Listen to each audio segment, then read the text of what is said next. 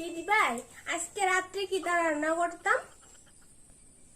তো দাঁড়া, তুই আর ঠাকুর দেওয়ার তো মাসি শাশুড়ি বাড়িতে নিমন্ত্রণ আছে না?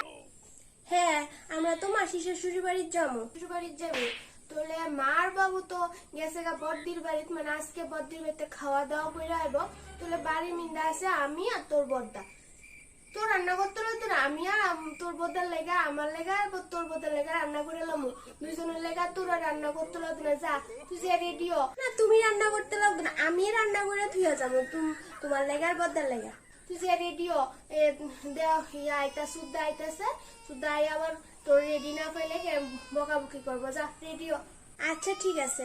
তুলে আমি পারুম, এত চিন্তা করতে লাগতো না।